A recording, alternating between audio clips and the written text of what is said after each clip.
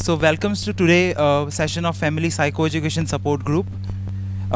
Today, me as a moderator, I'm Jeet. I'm a psychiatric case manager in Cadabums. So I'll be today's moderator.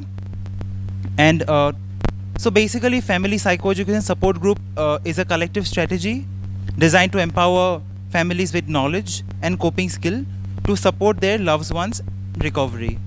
All right, I think I can see some of the new families over here today in the panel. Oh, sorry, in the audience. So, anyways, I think they'll be coming to know what in the family psychoeducation support group they do with, right? So today in the panel we have, three members who are the experts in psychosocial rehabilitation. With first we have Mrs. Renuka, ma'am. She's a clinical psychologist.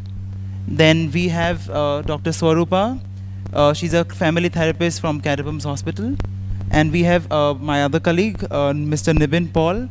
He's a psychiatric case manager in Amita. Yeah. So before we begin this, I think we can start with basic understanding why psychosocial rehabilitation topic we have selected for the day.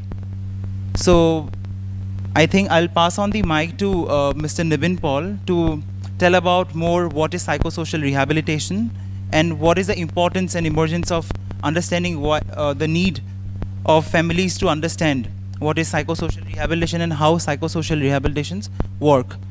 So, all right. So I think we can do a short ice breaking. We can ask all the family members to introduce themselves. I'll pass on the mic so we'll know who all the families have been present in today's session. Hello, good afternoon everyone. We two are parents of Ms. Shubhashri, who is here now. Myself, Bhakta Vatsalam. I am a retired government officer from central government. I am Dr. Usha. I am a pediatrician and physician, sir.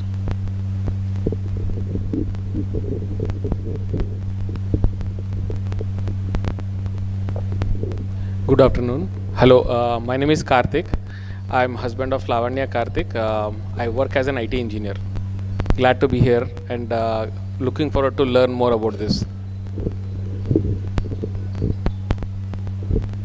Good afternoon to everyone. Myself M. Kumar, father of Agnish Kishore, Akash Kaushik.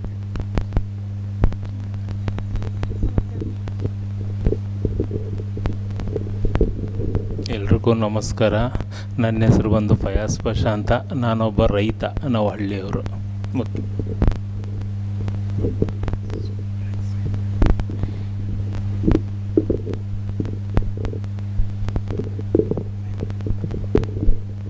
My name is Hema Damodar. My son is Karthik Nish. He's been here for 10 years. And I work at Deutsche Bank. I manage compliance there.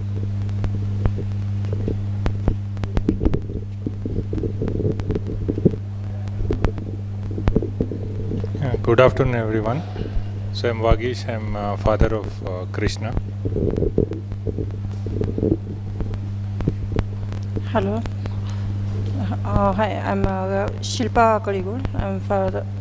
I'm mother of Krishna Kaligul.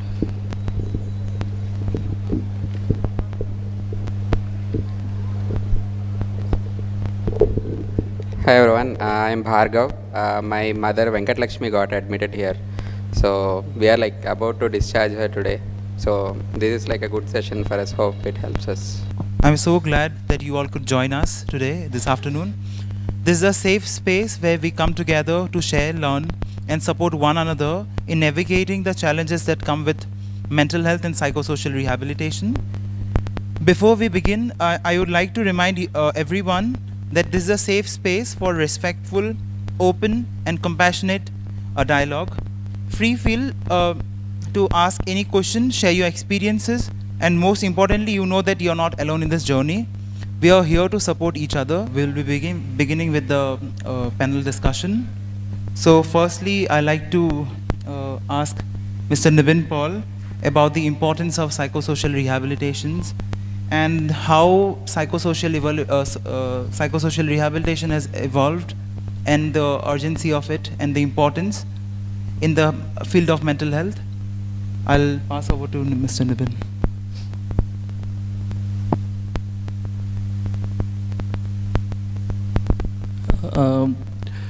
Thank you for this question. First of all, why we have showed this video to you? I think most of you were giving the answer also. So this is a platform where families, how they can be involved in the psychosocial rehabilitation. So in that video, it is a mother dog is carrying the puppy to, as he rightly pointed out, coming to the veterinary hospital. We don't know the actual background of the story, but there is a basic instinct that people are there to care. So definitely when it comes to mental health also, as a family, we are also caring our own our own family member. Okay. So with that introduction, maybe we'll talk about psychosocial rehabilitation. That's what my question I got from Mr. Jeet. So when you talk about psychosocial rehabilitation, some of you may be aware because some families are here working with cadabums for long, and some people are recently work with cadabums. So when we talk about psychosocial rehabilitation, it is a process where starting from the hospital, we are coming to the rehabilitation. And when we come with some illness, there will be some kind of followed by the illness, there will be some other areas also getting affected, right? So for example, because of the illness, the person is lacking some kind of self-care. So when we talk about your own ward, if you introspect yourself, you can see there are some areas are getting affected because of the illness. The second one is there will some kind of deterioration in terms of communication. There will be some kind of interpersonal relationship issues will be there. And finally, it is also getting affected the work. They are not involving, they are not doing anything. That's main complaint. We will deal with the family also. So when we talk about the psychosocial rehabilitation, it is not just only the mental illness or it is just a illness. It is not like that. There are other areas also getting affected. So when we talk about mental illness, it is not just a physical illness or a mental illness. There are other aspects. So we can call it as a family illness. So one of the family member is getting affected because it is not only affecting the particular person, it is affecting other family members too. It is like when we, I think maybe we have observed, when we throw a stone into the pond, how that ripples are going to all the 4 areas, right? So it is not only affecting one particular person, it is affecting other people. For example, the family member who is one of the breadwinner of the family, all of a sudden the person is getting affected. How it will be?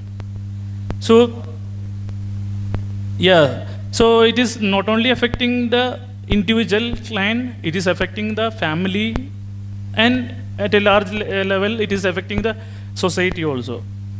So when we talk about psychosocial rehabilitation, why I am saying that it is not only just illness, there are other areas also getting affected, individually and as a family. So what we are doing as a psychosocial rehabilitation center, we are making the client to be independent. They have to be independent. Maybe they lack some kind of skills. For example, they are not taking care of themselves. So we have to focus on those areas. We have to motivate them to importance of the self-care. For that reason, maybe our own counselors, all the treating team members, we will be looking into that area also. So when we talk about earlier days, we were only focusing medical model. Now we are focusing on biopsychosocial model, which means along with medication, physical problems, we have to look into other psychosocial areas. So if the client is lacking some skills, some skill deficiencies are there, we have to work on that. And we cannot applicable all the things for one particular, it can be varies. So we have to see the strength, we can understand the weakness of the client. That's the reason initial phase when we come to the rehabilitation center, we will do the detailed psychosocial evaluation. So already in the hospital or any mental health establishment, they might have done with a clinical diagnosis. So that will work on with the help of medication, the symptoms will be reduced. But there are other psychosocial areas are getting affected. We have to focus individually.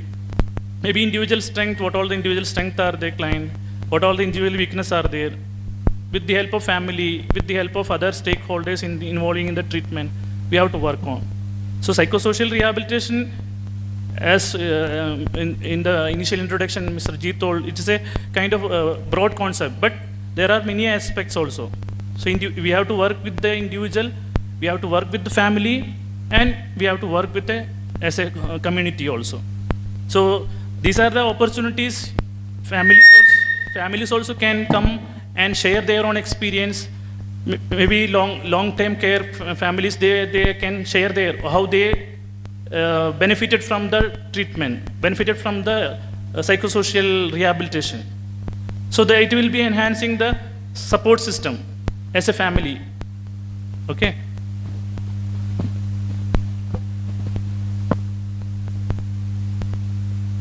As Nibin clearly mentioned about psychosocial rehabilitation is not just the individual or about the individual, it also encompasses the community and support network that surrounds them, that which includes the families. Also where he was also mentioned about how psychosocial rehabilitation has been come throughout so many years, but how traditionally and how the new generations and new things have come up as when we see mental health in psychosocial rehab. I think he's already explained about it. I think we will be coming to the next questions with other panelists. So I will take the questions from the audience after the questions. All right. So my next question will be to Renuka ma'am. Ma'am, I think families will, as we work here in Catacombs with a lot of multidisciplinary team, and we know that how important is multidisciplinary team in psychosocial rehabilitation. I think all the family meet psychiatrists, clinical psychologists, counselors, psychiatric case managers, and nursing. So ma'am, I would like to ask, can you explain all the families present here, what is it about multidisciplinary team and why it is very important in a rehabilitation? Thank you. Good afternoon to all the families present here. So all of you must have attended the family sessions with your counselors, psychologists, family therapists, psychiatric social workers, even with the doctors. So you are familiar with why you got the why you sought for psychosocial rehabilitation for your client, how you must be knowing a few things about how only medication or OPD consultations did not help your ward or any person with psychiatric illness. So we are going in detail about, that by putting them here, you must be having experience. Oh, after they were put in rehab, they started waking up early. They started, after discharge, they started going back to the job. So to bring them to that level of total functioning, when we all are aware that psychiatric problems affect most part of the functioning, most of the life, most part of our life, not just the symptoms and mental health. Along with that, our day-to-day functioning is affected, including from very basic things, from waking up early to brushing and personal hygiene things are affected, interpersonal relationships and job, education, all parts are affected because they are not able to think appropriately and involve themselves. So bring back them again to the mainstream of the society, along with medication, other multidisciplinary team who is in the only in rehab you can access to the multidisciplinary team. So like the counselors, psychologists, psychiatric case managers, family therapists, all the team works in different areas to help the client to get back to the mainstream. Treating their symptom is a first part. When they come here, they start with the medications and the routine. Once routine is managed, they start responding to the symptoms. It becomes easy to help them to, some of the families say they did not brush, my ward did not brush teeth for 2 months, did not take bath for 1 month. So it starts from minor personal hygiene to the, oh, they are not attending college regularly. Jobs they have missed and they have got warnings. So here multidisciplinary team plays a very important role. They work in different aspects, like counselors help them for basic counseling, like understanding their own illnesses, maintaining their routine, behavioral activation, making them involved in day-to-day activities, understand their barriers. And similarly, even clinical psychologists are involved in helping them understand their own illness. After symptoms are relieved, the next step is to understand what illness. Most of the psychiatric illness, they lack the insight. You all know, many of the time you have heard from your clients telling that I'm all right, you have the problem. So they lack that insight. Unless they get their insight, it's difficult to help them. So clinical psychologists are involved in helping them gain that insight, understand their own illness, what are the causes, how to get rid of it, what are the treatment options, what is the recovery process, and after discharge, what I need to do to maintain my recovery. And family therapists help to understand their interpersonal relationship with the families, family functioning, and role of families in helping client to maintain their progress. Once they go back, here it is a controlled environment. They are held by a multidisciplinary team, but our team, MDT team members help them to help families to understand what is their role after the discharge, how to maintain, how to prevent relapses. Even role of nurses is also important. Even we have paraprofessionals along with the MDT team. So entire team works here to bring back them to their fullest functioning level. When they are ill, you must have seen they may be confined to a room, although they are graduates working back then, working in a good company. So this entire psychosocial rehabilitation process involving multidisciplinary team from doctors to counselors, everyone helps them to bring back to their maximum functional level, getting back from occasional day-to-day management to the occasional rehabilitation, getting back to their job, getting back with their healthy relationship with the family, friends, and relatives. This is a brief about MDT, role of MDT in rehabilitation process. Thank you, ma'am, for beautifully crafting what is multidisciplinary team. I think all the family members can relate to what ma'am says, because we deal with so many people over here, and families might sometimes get confused what is what and what is the role and what is the different interventions, right, in psychiatry. So yeah, I think, can we go to the next question? We can go to Dr. Swarupa. Dr. Swarupa works as a family therapist, so like to know, what is the role of families in treatment process or the recovery process in rehabilitation, and what are the challenges they might face, I mean by the families dealing with person with a psychiatric illness. Over to you, ma'am. Yeah, thank you for the question. How important is the families? We all are aware of that, right? So can we have a discussion based? Is that okay for all of you? Okay. So I can see everyone is feeling very sleepy and restless. Can we have one small ice breaking? When I say hi, you all have to say hello. Okay? When I say hi, you have to say hello. Is that okay? Yes. So I would like to stand. Yeah. Yes. Hi. Hi, hi. Little louder. Hi. Hi. Hello, hello. Hi, hi. Hello, hello. Hi, hi. Yes, now everyone is up from sleep. Yeah. So we are talking about very important element as a family, right?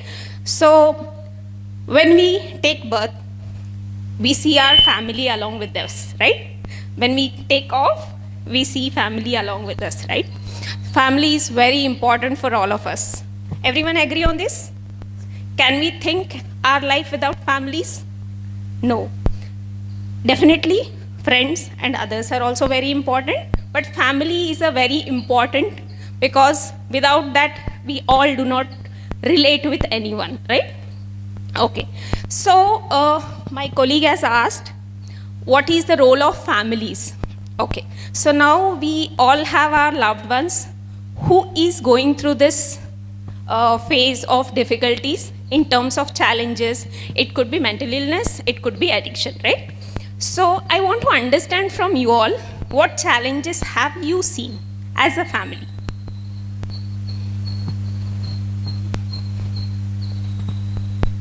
Actually, even though I am a medical professional, ma'am, still there's, I think, not much of awareness regarding the other part. Only pharmacotherapy. Still, any mental health issue, everyone concentrates more on the pharmacotherapy, and there's no awareness or scope for.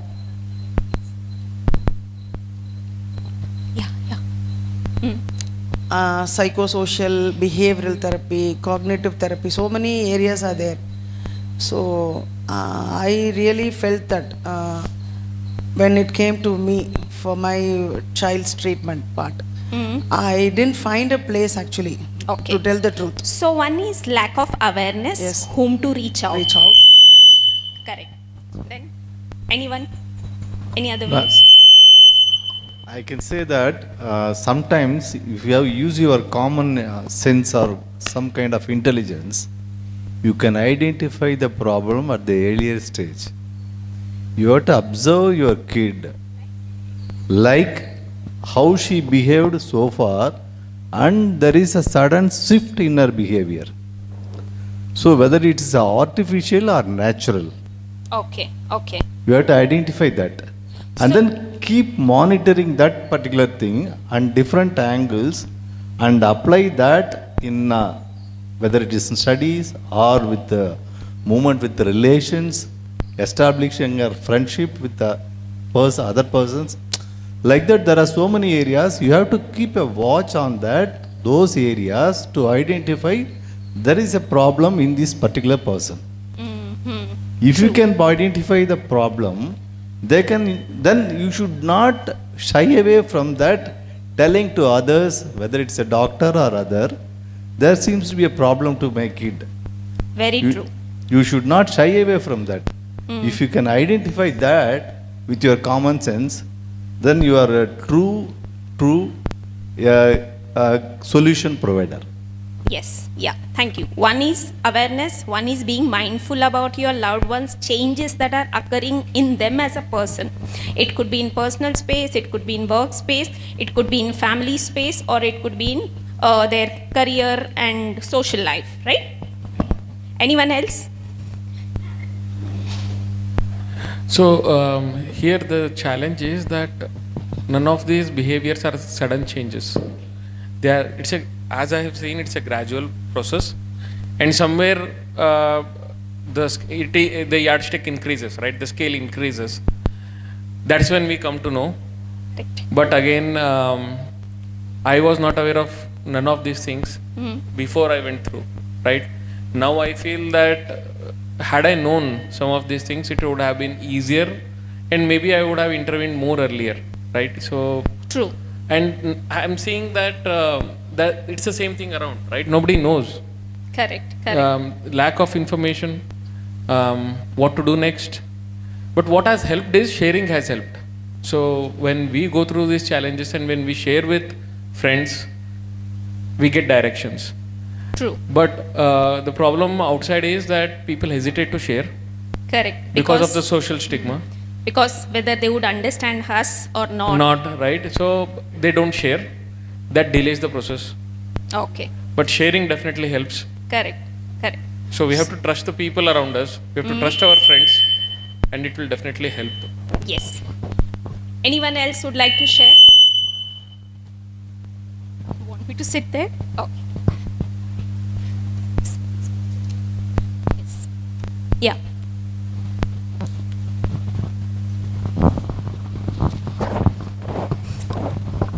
So with my son, what I learned, because his was a development disorder from birth because he's autistic. So I think we went through a phase where, you have a lot of optimism about a cure or getting better. And then you realize that this is lifelong. And one of the things that really made me change the way I worked with Karthik was when Dr. Ashok, who was in St. John's, he actually told me that the family also contributes to the problem. So, the dynamics that play out between the person and the family can actually make it worse. And it's really, so when there's counseling going on, it's not just for the person who's, let's say, needs the treatment, it's also the entire family, because we sometimes take on our anxieties and we pass it on, and it just becomes this vicious cycle of, problems that gets created between ourselves. And they actually took us through this entire counseling. So it was my mother, me, and my son. And it really helped us understand that what we were doing to make him behave the way he does. And I think once we understood that and we broke that cycle, and part of it was also getting him into caravans to have an independent living, is when we began to actually understand how to, take care of him. And I think that's something a lot of families don't realize, that we contribute to the problem as well. And we're not just, they are not the problem. It's the entire dynamic, right, that goes on. We as a professionals also believe that we see family as a system, and each person in the family is a unit. A change in mother can bring in change in father as well as children's system, right? So this is how it contributes. And when we see a person with mental illness or any issues, when the child starts changing, that also impacts the way the family functioning is happening. So each change will bring in change in the other person. So to accommodate that changes, the whole family functioning and the family relationships or family communication patterns changes a lot. Okay? Yeah. Any other questions? Any other challenges families have gone through? You all might have definitely gone through the challenges.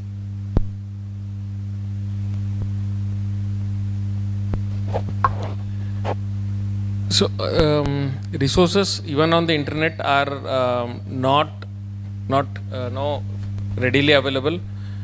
In the sense, case studies are not there. So we tend to search for case studies where there was similar thing happening. So such case studies are hard to find, because again people would not have shared. So maybe, people coming out and giving out their case studies and stories, sharing that would help other people in future. That's what I feel. Right. So anyone would like to share their challenges? Yeah, please. Yeah. So in case of my father, it was bipolar, and I think with bipolar it becomes a little difficult because the person does not realize that he or she is facing this issue, and to some extent everyone starts attributing that other personality to the person, thinking that he or she is actually bad and treating him in that manner. And it takes some amount of self intelligence or realization to say, no, look, that's the mania talking, and if we could get him some treatment, he could become better. So just differentiating between the two personalities was a big challenge. And added to that, Bangalore is still a very well connected city where, let's say, someone is here, they could get treatment, but he was living in a very remote area where getting him over here took multiple steps, where we had to first take him to an intermediary hospital involuntarily, where he got better, and now he's ready to get rehab. So I think anyone who kind of doesn't, I mean, of course, resources is also a challenge, but even after knowing resources, I think there is a lot of gap. Only with people who have these sort of connections are able to get help. I'm just wondering, like, there must be so many who cannot do anything about it. If we look at studies also, researchers also, the treatment gap is around 85% in spite of so many facilities and infrastructure and services that are available. So the treatment gap is huge. So we can't even think about what is happening around us. So now we are definitely progressing with more awareness of mental illness, but still there is a gap. Okay, when we come to the metro cities like this, we are aware of different hospitals, mental health centers, but with the small cities, it's again challenging. And to get a right professionals is a very big challenge again, right? So that is also one of the factor. So moving back to the families, any more challenges, or should we go back to the topic? Yes.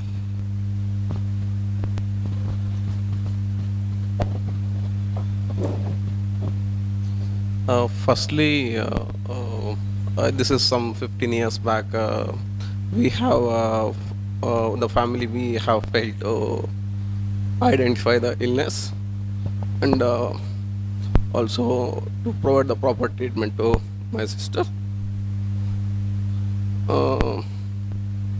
Apart from that, again, even there are several relapses and same bipolar and schizophrenia. That's what she has diagnosed. And also, even if we take her back,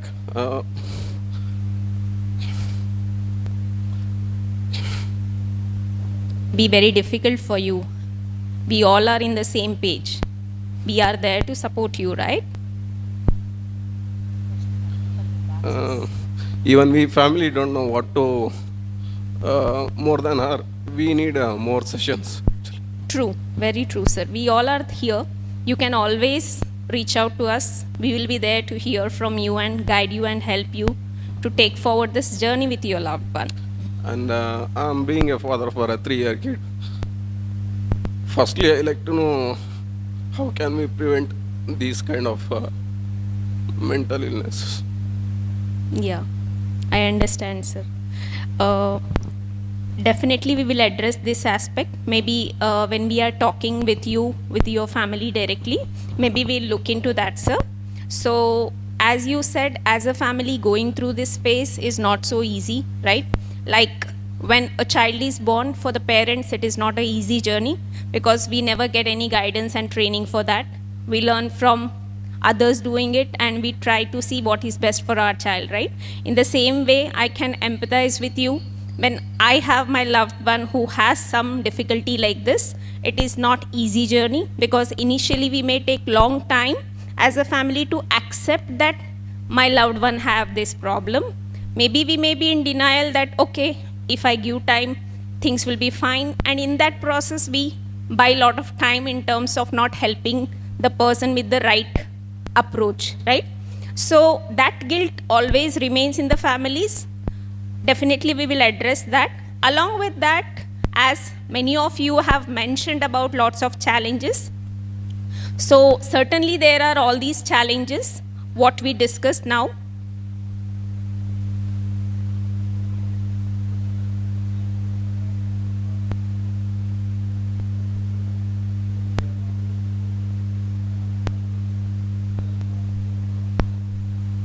Yes, yes. I think when she's here, definitely our clinical psychologists and psychiatric case managers will talk to her and try to understand, help in a right approach that is available, sir. That we all can assure you, right?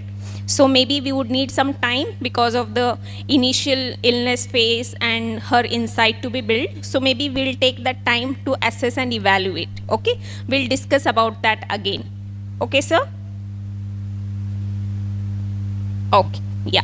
So definitely the role of family is very important. Like I said, initially we all will be in denial, then we try to accept things, then we try to see with possible ways that are available or resources that are available, how we can help out our loved one. Then post that we try to see with this treatment, is that helping or not, or should we change the treatment process, or how we need to look into. So when we talk about the role of the families, we can see it in 4 different ways. One is at individual level of the person whom you love, okay, and then at the family level, then at the social level, and then at the vocational aspect. When we talk about rehab, these are the 4 areas we look at. When we say individual level, it can be the person's career, it can be the person's, because of the illness, definitely in education and career, there may be some deficits or problems which are arising. So as a family, if we handle the person, understanding his difficulties and try to address those areas, then the person can achieve even more better. Because when I have mental illness, definitely it will take my self-esteem and confidence down, because of which I may feel that I'm not so efficient like my other colleagues or other friends. So that hand-holding and support may be helpful by the family along with the professional involvement. At the same time, when we talk about social aspects, you might have seen, because of the illness part of it, your loved one might have withdrawn from everyone, do not connect to the friends, do not connect to the families, do not reach out to the social activities that he or she was indulging into, right?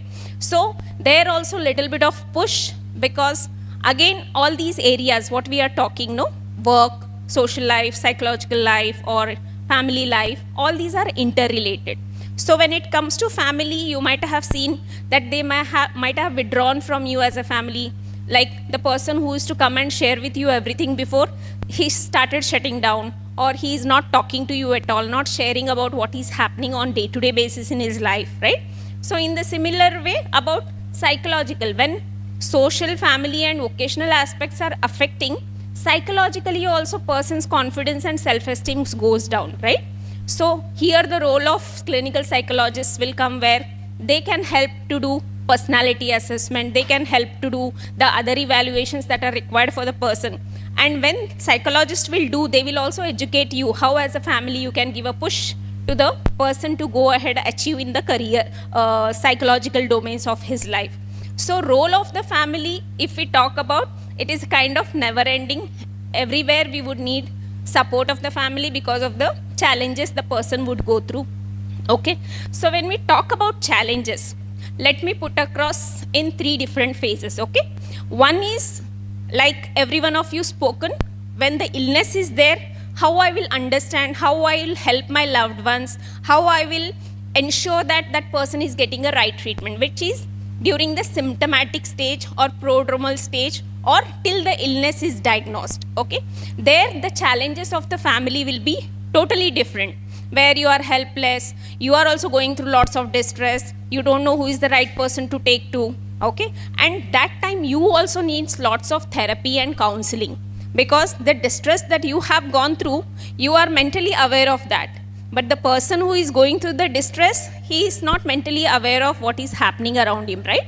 So along with that, when you admit the person in the hospital, from there again the new challenges comes. What is the right diagnosis? Are we giving the right treatment to him? Are the doctors helping to cater the right needs of my loved ones? Okay, this distress again disturbs you.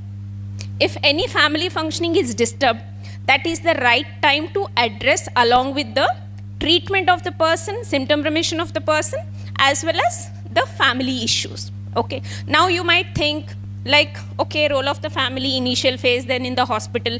What is the role of the family in the rehab? Okay, so when we talk about rehab, rehab is about the transition, right? From the hospital. In the hospital, mostly we focus on symptom control, right? We mostly look into the diagnosis and fixing with the right medications. But when we talk about rehab, or we talk about psychosocial interventions as such, how Nibin was explaining about biopsychosocial model, right? Not only medicines are important, along with that psychological and social interventions are also equally important, because we are part of the society, right? So when we talk about individual and psychological, individual and family interventions, individual is my personality, my issues, other things, where family's role is also important, and along with that family's role. So when we are in the rehab, it is mostly with functionality.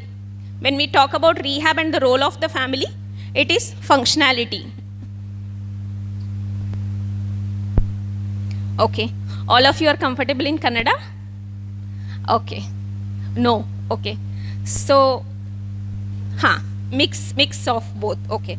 So when we talk about functionality, rehabilitation andre, it is more of functionality. When we talk about functionality, it is about again psychosocial and psychological, social, family and career, right? Career or work life. So when we talk about those things, role of family is very important. In rehabilitation, we mostly focus on the functionality of the person. Suppose I was an engineer, okay, and I had depression, because of which my career totally collapsed. ನನ್ನ depression ಇರೋದ್ರಿಂದ ನನ್ನ career totally collapse ಆಗಿದೆ. ಇವಾಗ ನಾನು ಒಂದು ತಾಯಿ, okay, I am mother, I am bread winner of the family. ನಾನು ಮನೆಗೆ ದುಡ್ದು ಎಲ್ಲರಿಗೆ ನೋಡ್ಕೊಳ್ತೀನಿ, ಅದ್ರ ಜೊತೆಲಿ ನಾನು ಆಫೀಸ್ಗೂ ಹೋಗ್ತೀನಿ. ನನಗೆ ಡಿಪ್ರೆಷನ್ ಆಗಿರೋದ್ರಿಂದ ನಾನು ಇದೆಲ್ಲ ಮಾಡೋಕ್ಕಾಗ್ತಾಯಿಲ್ಲ. ಸೊ ಇಲ್ಲೇನಾಗುತ್ತೆ, ಆ್ಯಸ್ ಅ ಫ್ಯಾಮಿಲಿ ನನ್ನ ಹಸ್ಬೆಂಡ್ ನನಗೆ ಅರ್ಥ ಮಾಡ್ಕೋಬೇಕು, ನನಗೆ ಸಪೋರ್ಟ್ ಮಾಡಬೇಕು, ನನ್ನ ಮಗುಗೆ ನಾನು ನೋಡ್ಕೊಳ್ದೆ ಆಗಿರೋ ಟೈಮಲ್ಲಿ ನನ್ನ ಮಗುಗೆ ನೋಡ್ಕೋಬೇಕು. So my husband as a family should support me in that process of taking care of my work, enabling me to get back to my work life. As a husband, he should also focus on ensuring getting my confidence back and get back my role as a mother, get back my role as a wife, okay? So in all this process, I would need lot of support of family. Is that clear?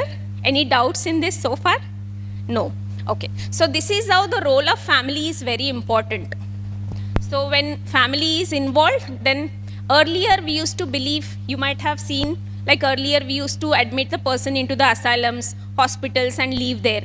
But in 80s, the concept of rehabilitation came, where patients should be sent to some center where he can be treated and overcome his problems.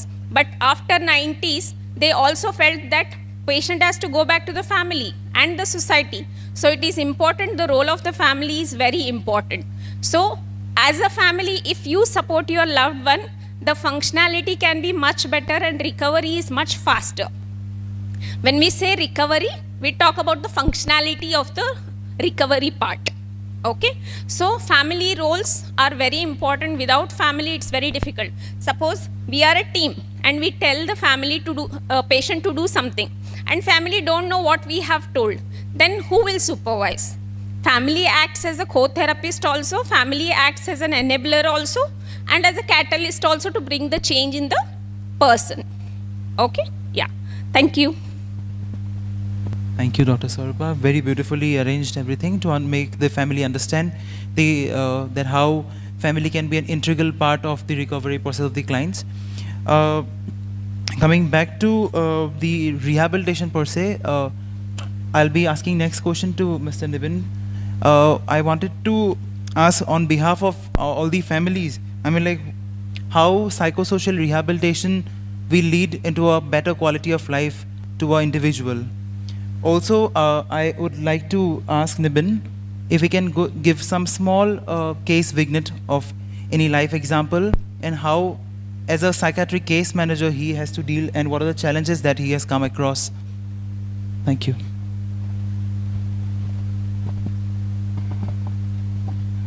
Thank you, Jit. I will start with a case example only.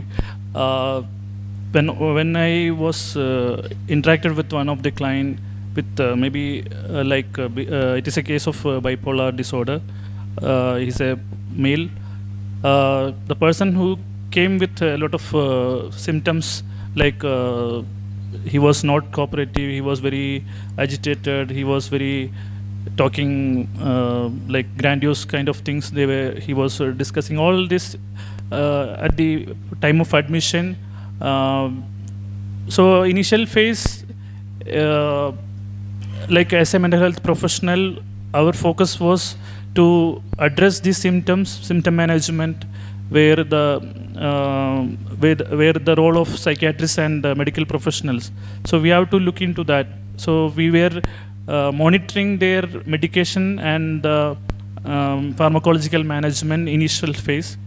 So after reducing the symptoms, we were looking into the how we can utilize his own strength. So he was by profession he was a pharmacologist. So we were talking to him when we have counseling session. We were discussing with him how it was helping when he was in asymptomatic. So we were motivating to him to engage in regular routine initially in our own center. So maybe to your knowledge, I can share, like we have once the person is joining here, they have to attend all the regular routines. So morning start with after they wake up, they have to complete their primary things. Then they can join for the yoga, followed by physical training. And there are some group activities where there will be discussion, a lot of discussion in terms of how they can be more functional with the help of counselors and other professionals here who are nurses. All this will be discussed in the group activities. They were regular in that group activity, followed by they will be involving individual session with the clinical psychologist who is allotted, and they have to follow some kind of other activities like some music therapy and even certain kind of kalakriti activities. We have, it is called as kalakriti, where they will be involving some kind of craft works. So in his case, he was more involving, we facilitated him to be part of our own pharmacy so that he can be, because he's a background of diploma in pharmacology. So it was helping, and he was, initially we spoke to the family also, but family was not that confident, you know. So we have to talk to his brother, facilitated talking, and after that he was convinced, and he also give consent, because without the confidence from the families, we cannot initiate anything. So whenever anything we are planning for the resident here, we have to discuss with the family. They have to give that, they should have in that confidence. So we have to make them, educate them, like somebody was pointing out, no, they were not aware what all things they can be. And madam was mentioning about, here we are not just looking only the illness aspects. So how we can be more functionality of the client, where we have to identify the strength of the client, which can be utilized in a right way in the in-house activities. So that's the reason this particular person was involving in the pharmacy kind of things and all. Then slowly he was showing interest, and he was regular in that work.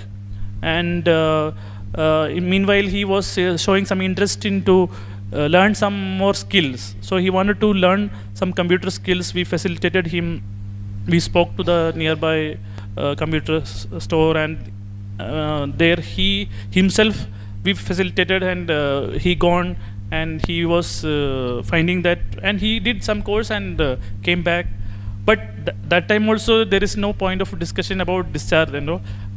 He was coming and discussing whether I can be got, because he was totally symptom free.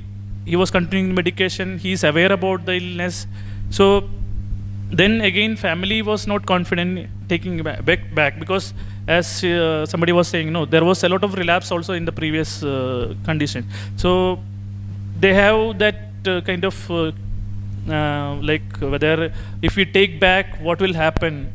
So we had again counseling with the family, brother and other family members. Then they have taken for some kind of leave of absence. Like leave of absence means sometimes the family will be coming and taking, initially maybe taking for a food along with family members. They will be observing the behavior of the client. Then they come back and report to the team how they were doing outside. Like that, maybe 2 or 3 times we have tried, followed by the family also got some kind of confidence in the client. Then uh, we facilitated for looking for some jobs, but the challenges was there again because he was from another state, and he got the certificate from different state, and he has to facilitate change the certification from the certificate, in sense the registration kind of things needs to be done. For that again, there are some challenges in terms of Aadhaar card, all those things. Now documentation part and all was there. So we were facilitating that for also. Then meanwhile there was challenge again. His father passed away. So again we have to address those issues also. So again we were trying to talk to him and make him too comfortable, and then keep motivating him to search for jobs and all. Then again family was involving. They also supportive, and they wanted to take him. So but they were not confident where I have to go. So after Cadabums, where we have to whether we have to take him to the home, because now father also passed away. So there was a lot of question mark, and mother is a elderly mother, and brother who was living in abroad, so and sister who got married and her own family. So these are the challenges also. So again we were giving some kind of ideas to the family members. So they come up with some kind of independent living facility, whether he can stay in that independent facility and taking care of mother, and whether he can be involved some kind of work also. So at last they found some place in their own community. So they identify some place, and again they communicate to the team. So they identified that place, and we also checked whether how it is. So initially he was staying alone because father passed away, mother has supposed to be there in the place. So initially he was staying independently, but he was keep continuing the treatment through post care. So after the discharge, we have that kind of facility like post care plan, where client and family can keep in touch with the treating team, multidisciplinary team members, where psychiatrists, clinical psychologists, counselors, and nurses, all these people are involving, so that they can have that kind of continuity of the care. So with that, we used to get updates from the client, and we were getting feedback from the family.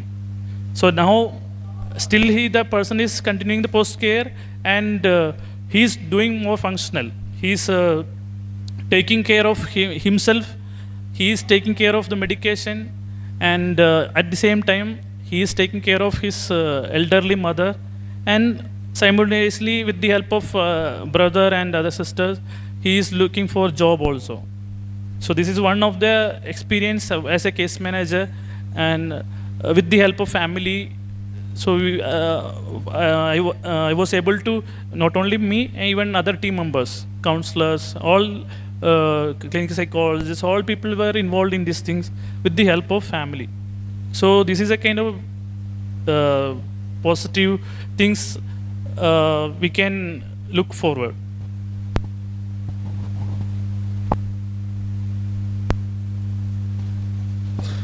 For demonstrating well the case vignette, I think I'm being the face of families, and I'm sure that families will have a lot of questions going throughout. And also it's important for the family members to understand what exactly happens in rehab, right? And what are the other mental health professional faces, day-to-day challenges as like other family members, and but it's different in the institution level, right? Also,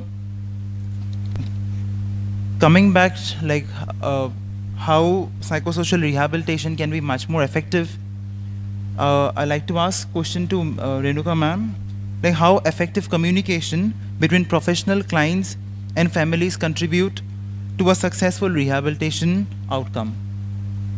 So when you call rehabilitation is successful,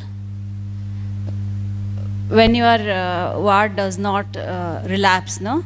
So acknowledging the feeling which the second family expressed, we very well understand, you all know that caregiver burden is very high in all the psychiatric illnesses. What clients suffer, sometimes they are suffering but they are not aware, so they don't know what they are. They tell, I'm fine, I'm all right. But families suffer a lot. They are drained emotionally, financially, and all the aspects.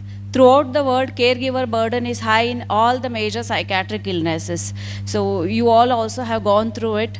We understand, that's why this stage is for you. Sometimes you might feel, oh, no one is there to ask us. Everybody is focusing on the client. We are going through. Sometimes when they are aggressive, you get hit, you get pushed by them, you get emotionally nagged by them. Financially they drain. When they are in high mood, they keep spending. At times socially, they stop you going outside. So family also suffers. We acknowledge all the feelings, emotions, caregiver burden as a family you all are going through. So this stage is for you. You can freely express. Coming back to the question posed by Mr. Jeet. So when we call it successful, when rehabilitation, after the discharge, when they do not come back, do you all wish the readmission for your family members? What to do then to prevent the readmission? So coming to, I can understand, sir, your feeling. Maybe you told it's ಎರಡನೇ ಅಥವಾ ಮೂರನೇ admission ಅಂತ, ಮತ್ತೆ ಐದನೇ admission. So ಆರನೇ ಸರ್ತಿ admission ಆಗಬಾರ್ದಂದ್ರೆ ಏನು ಮಾಡಬೇಕು? ನಿಮಗೆ ಈ ಸರ್ತಿ ರಿಲ್ಯಾಪ್ಸ್ ಆಗಕ್ಕೆ ಏನು ಕಾರಣ? What were the causes for relapse? Can you just share with the other family so that rehabilitation is successful when we are able to prevent the relapse? So as a family role is very important in preventing the relapse, like understanding warning signs, seeking help, or monitoring the medications. At least we can delay or we can prevent that relapse by just one consultation or one short admission to the hospital, or even by understanding warning signs and talking about it and resolving there and then. So can you share your experiences in relapsing, where the failure happened, and how you wish you can prevent the relapse so that rehabilitation is successful? Majorly, the last admission was only for the 3 months. Even the doctors or caretaking team did not mention that she is all good and we can take her home.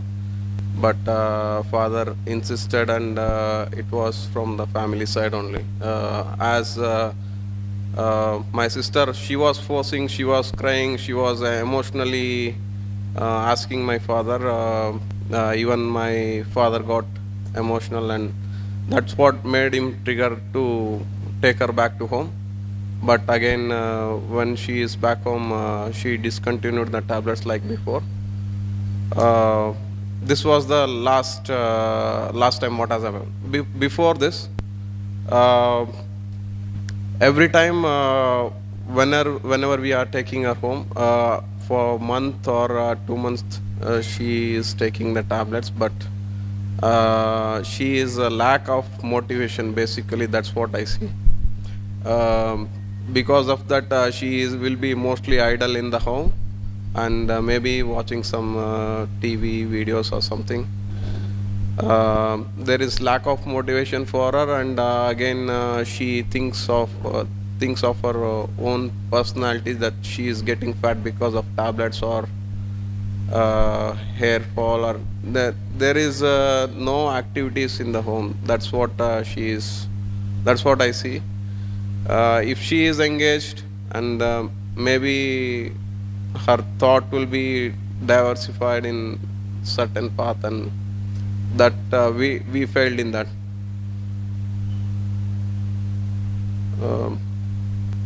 This is what I see. Majorly, she discontinues the tablets, medication whenever we are taking. That is the challenging thing for us. So you mentioned first thing, like you took discharge before the treatment. In the previous month, the discharge, it was insisted by my father I was not here because of some work. I was outstation, and my father took her home. But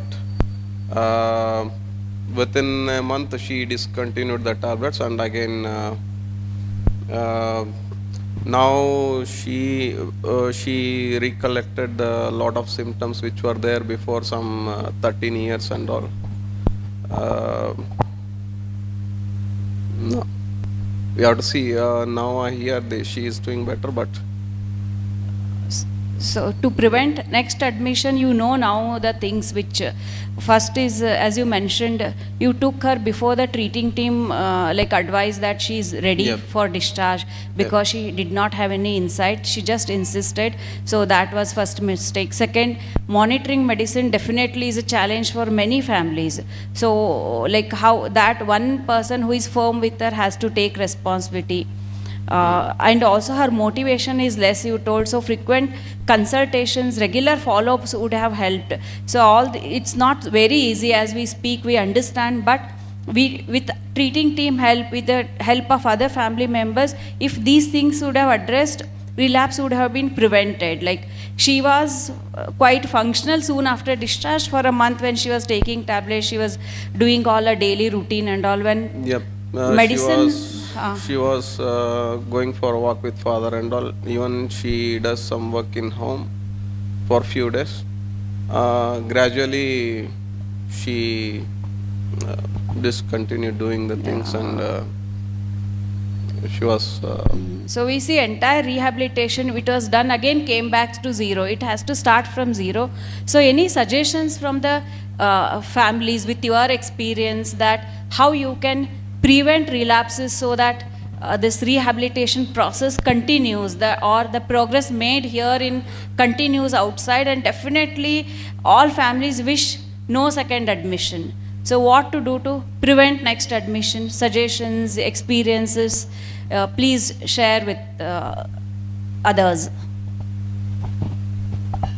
My experience is actually, I have been working with the Kadabam team for the past 6 months. The parents or the family members together, they should work in coordination first, and they should dedicate themselves. One of them should be completely dedicated to that, from watching from A to Z of the individual, and they should not subject themselves for becoming another depressed candidates.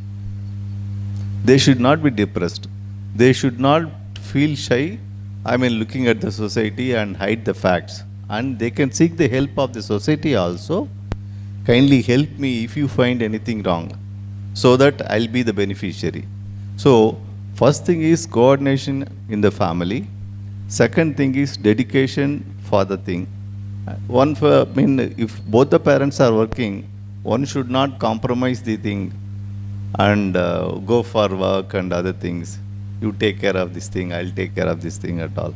So one should be wholeheartedly dedicated to that, so which might definitely help the patient or the whatever that cases not to relapse, so that we can have a close eye watch on that. We should be like watchdogs kind of a thing, perform a role like, what to do, otherwise there is a defect in the system. And all those tips they have given, the doctor's team and the counselor's team, they have given what are the tips, what are the actions to be taken. That should be followed without any, lapse. That's what I feel personally. And they're doing a wonderful job in handling the cases. Hats off to Kadabam teams. And I really pity about the persons who are not aware of the Kadabams. Of course, that needs a lot of money also. Financial problem also should be there. And despite having a knowledge about the Kadabams, they should be, that's a different story. But coming to relapse, we should be careful. Parents should be, they should not take their interest. They should compromise their interest first and look at the patient's health care or rehabs mainly. Okay, that's what I would like to suggest at this stage. Thank you, sir. Thank I hope you all agree with his opinion that all family members should have the same opinion. He's saying, if like sir, as you also suggested, father took a discharge without you being aware. So all the family members have a complete understanding of illness and they all take a same decision. You have seen, if mother is little lenient, they start liking the mother, your wards or clients, they start disliking the father, brother, whoever is against the discharge. So all of you, this is very important. We also face during family sessions, one family saying, no, okay, one family member says, okay, we'll take a discharge, they are all right. Other family members say, no, let's follow whatever treating team is saying. So spend some time, clarify your doubts, what he's saying. Hope you all agree. Any other comments, experiences you share for other families' benefit? After discharge, how you would like to take care, or what possible obstacles you see, look forward, and how to resolve it, you can share with us.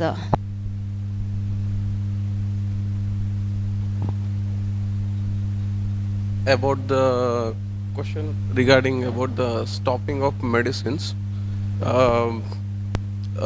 before they stop the medicines, it's a thought process, like it's a gradual thing. They won't stop it suddenly, but 1 week, or they have some mindset like I will stop after this date or something.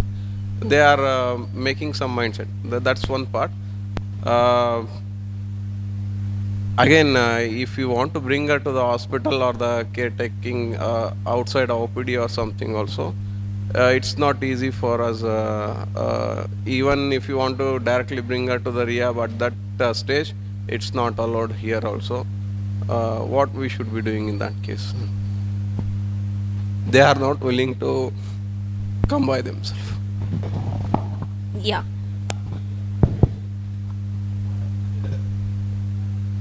Yes. So, you recall of a children, all of you, when the child is not trying to accommodate, not trying to understand or listen, as a parents, what strategies we apply? We try to please them, we try to put themselves in the bottle, we try to convince them in the different ways, the way they can feel comfortable, right? In the similar way, when the person is going through this distress, that why do I have to take medications at that point of time, right? That means he might have or she might have stopped taking medications, or symptoms are reversing back, right? So in that state, if we negotiate or discuss with the person who has this problem, they may not be in the right state of mind to understand that my family wants my good, so they are asking us to take. So what you can do is that during that process, if she is denying or he is denying to take medications, make her feel comfortable what is bothering her to take medications, okay? Try to initiate the conversations in the way that the person should feel that whatever happens, my family wants my betterment, okay? You should give that confidence to them. Nothing we will do against your choice. If you are comfortable, let us go to the therapist, discuss about these problems. So that is the first step. What you can do is that, one, try to negotiate, discuss with the person. Second thing is that reach out to the professional. Definitely you will have a clinical psychologist, psychiatrist, or family therapist, right? Or a counselor, right? So get back to them talking about this issue. Most of the times what we see as a clinical challenge is that when a person is not taking medications or the symptoms are getting back, families get very restless and try to push the patient to take medication in a way that they should take, which may be harsh, which may be better also. In this process, what happens? The person revert back from the family.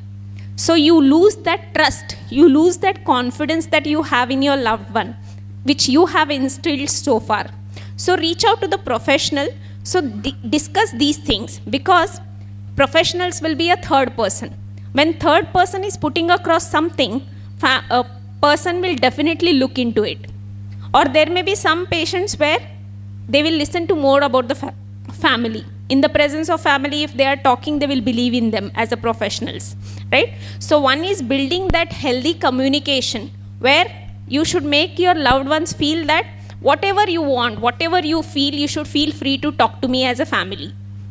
So if you build that process of communication, create that empathetic conversations, make the person feel wanted as a family, then that is the biggest factor where the person will be more open to you.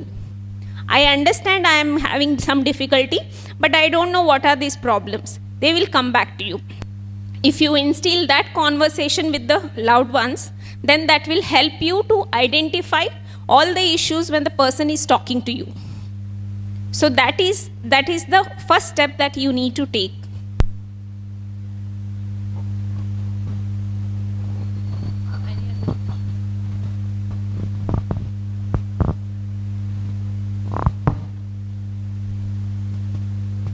Hello.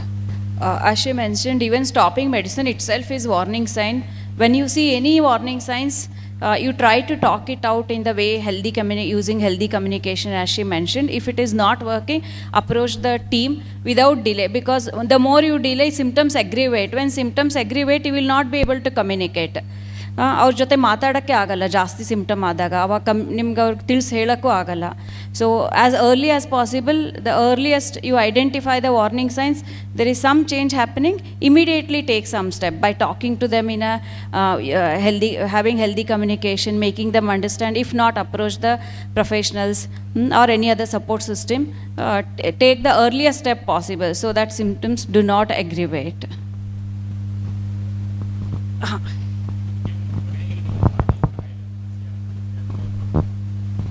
ಆಗ್ತೈತಲ್ಲ ಇವ್ರಿಗೆ, ಇವಾಗ first of all ಒಂದು ಕನ್ನಡ ಹೇಳ್ಬೋದಾ? ಒಂದು question ಕೇಳಬೇಕು. ನನ್ನ ಮಗಳು ಆಯಿಷಾ ಬಾನು ಅಂತ ನಾನು ಮೊದಲು ತಂದು ಇಲ್ಲಿ ಬಿಟ್ಟಿದ್ದೆ. 1 ತಿಂಗಳಲ್ಲಿ ರೆಡಿ ಆಗಿಬಿಟ್ಲು. ಮತ್ತೆ ನಾನು ಕರ್ಕೊಂಡೋದೆ, ಒಂದು 15 ದಿನ ನೋಡಿದೆ, ಮತ್ತೆ ಸೇಮ್ ಸ್ಟೋರಿ. ಇವಾಗ ಲೈಫ್ ಲಾಂಗ್ ಇಲ್ಲೇ ಇರಬೇಕಾ ಅಥವಾ ಈ ಕಾಯಿಲೆ ರೆಡಿ ಆಗ್ಬೋದಾ? ನನಗೊಂದು ಕ್ವಶನ್ ಇದೆ ಮೇಡಮ್ ಇದು. ಓಕೆ, ಇವಾಗ am I audible? Yeah.